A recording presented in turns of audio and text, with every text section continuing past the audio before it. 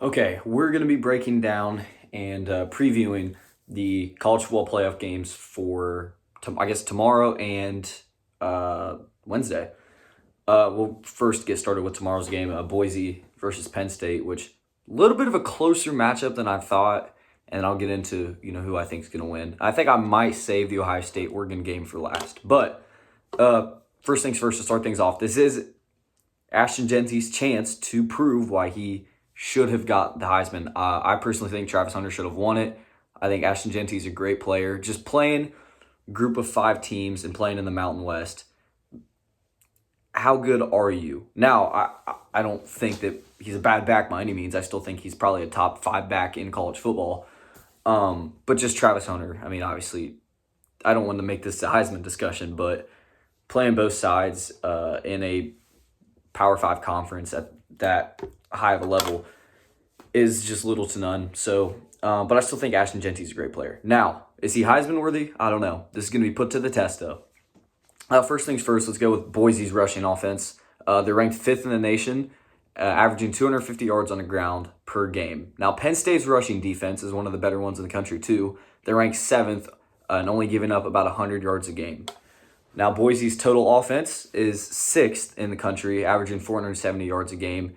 And then Penn State's total defense is 5th in the country, giving up 253 yards. So I think that's going to be a really good matchup, Boise's offense versus Penn State's defense. Can Boise, though, get the run game going against Penn State? They have a really good run defense. Teams have kind of struggled to run the ball on them at times. So it's going to be interesting to see, can Ashton Genty just continue his success throughout the year against this Penn State front. And then Penn State's offense, their strength is also running the ball. They're currently ranked 17th in the nation in rushing, a little lower than I imagined, but they're averaging 201 yards on the ground. And then Boise's rushing defense, 23rd in the country, and they're giving up about 115 yards on the ground. Now, the thing that can get tricky, Boise's total defense is ranked 61st in the country. Meanwhile, Penn State's total offense is ranked 17th. So, thankfully, this Penn State offense isn't as high powered as some of the other teams in the playoffs. But 61st total defense by Boise, that's not great. And I think Andy Kotelnicki will probably find some holes and find a way to move the ball. But I think the most, impactful part about this game is going to be Boise's offense versus Penn State's defense. If Penn State can shut that rush down, I think it's game over. And I really do think Penn State can walk away with the win. But if Boise can, get some yards and move the ball on the ground with Ashton, I think Penn State's going to be in for some trouble. And then we'll go look at a common opponent for this game. It was Oregon, and I know, obviously, from the first game of the year to the last game or one of the last games in the season, teams change, but this is a good point of view that we have from both sides. So we'll start with when Oregon and Boise played. Dylan Gabriel was almost perfect. He went 18 of 21 through 2 touchdowns, had 243 yards. Evan Stewart had an amazing game, 5 catches, 112 yards, had a touchdown. Rushing, Jordan James was averaging 6 yards a carry. He also went over 100 yards. So Oregon was able to move the ball on that Boise defense. And then Boise on the offensive side of the ball struggled to pass. Maddox Matson, 17 of 40, so he was under 50% completion percentage. Had 148 yards, 1 touchdown, no picks though. Ashton Genty on that Oregon front, which I think is one of the better defensive lines in the country. I mean, Derek Harmon, one of the better D tackles in the country. Ashton Genty averaged 7.7 yards a carry against that Oregon defense. He had 25 carries, 192 yards, 3 touchdowns. Maybe there is a good shot that this Boise State team can run the ball on Penn State's front. And then you look at the Oregon and Penn State game.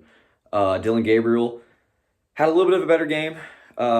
Threw for more yards, more touchdowns. He was 22 for 32, 283 yards, 4 touchdowns. Jordan James on the ground, Not as effective. Had 2 touchdowns though, but averaged 4.3 yards a carry. Didn't eclipse 100 like he did against Boise. But Oregon was more pass happy in this game, so do what you want with that. I believe though Jordan James did have more carries. Yeah, he did. He did have more carries for less yards against Penn State. And then Penn State's offense in that game, Drew Aller was 20 for 39, so a little above 50%. 226 yards, 3 touchdowns, 2 picks though. So Oregon's defense was able to force some turnovers. Now rushing. This might skew Ashton Genty's numbers up a little bit because Penn State on the ground, extremely effective. Katron Allen, 14 carries, 124 yards, averaged 8.9 yards a carry, had a touchdown. Nick Singleton, averaged 10.5 yards a carry. 10 rushes, 105 yards, 0 touchdowns. Drew Aller, even on the ground, was averaging 10 yards a pop. So that might skew. Oregon's rush defense might not be as good as we thought. But obviously, that's Boise and Penn State's strengths is their rush offense. So I think probably whoever wins the rushing battle in this game is going to win the game.